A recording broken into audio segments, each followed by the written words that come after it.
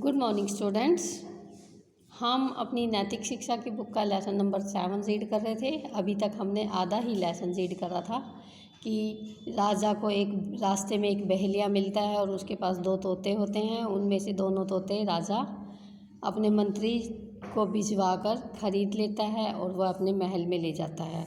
फिर तोता जो पहला तोता होता है वो राजा को प्रणाम करता है और संस्कृत में श्लोक सुनाता है, लेकिन दूसरा तोता होता है वो सोया होता है और वह क्या करता है कि बाद में शाम को जब राजा वापस आते हैं तो वह गालियाँ निकालना शुरू करता है। इससे आगे हम पढ़ते हैं। राजा को बहुत क्रोध आया क्योंकि वह तोता गालियाँ निकाल रहा था। उन्होंने अपने मंत्री से उस तोते को जान से मारने की आज्ञा दी। राजा की आज्ञा सुनकर पहला तोता बहुत दुखी हुआ। उसने राजा से दूसरे तोते के प्राण न लेने की प्रार्थना की। राजा को उसकी बात सुनकर बड़ा आश्चर्य हुआ। उसने पूछा, तुम उसकी जान क्यों बचाना चाहते हो? वह तो बहुत दुष्ट और असभ्य है। पहले तोते ने उसकी जान बचाने के लिए राजा से प्रार्थना की, लेकिन राजा ने उसे समझाया कि ऐसा क्यों कर रहा है वो।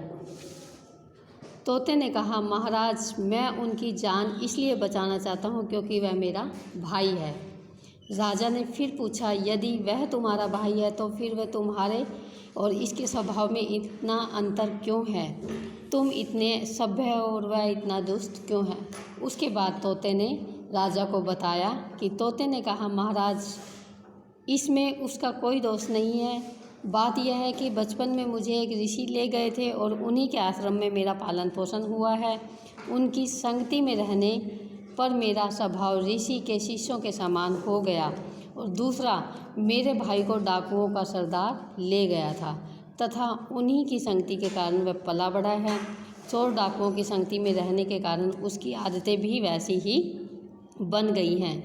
जो जैसी संगति में रहता है उसे वैसा ही प्रभाव पड़ता है। राजा ने पहले तोते की प्रार्थना पर दूसरे तोते को क्षमा कर दिया, किंतु अपने महल में दूर छुड़वा दिया। किसको? तोते को अपने महल से दूर छुड़वा दिया। पहला तोता आनंद से राजा के महल में ही रहने लगा। तो ये थी हमारा लेसन नंबर 7, संगति का प्रभाव। तो पता लगा ना, जैसी संगति में रहोगे वैसा ही असर होगा। इस कहानी से हमें क्या शिक्षा मिलती है कि मनुष्य जैसी संगति में रहता है वैसा ही बन जाता है। अतः हमें सदैव अच्छे लोगों की संगति में ही रहना चाहिए। तो ये था हमारा lesson number 7। Thank you students. Have a nice day.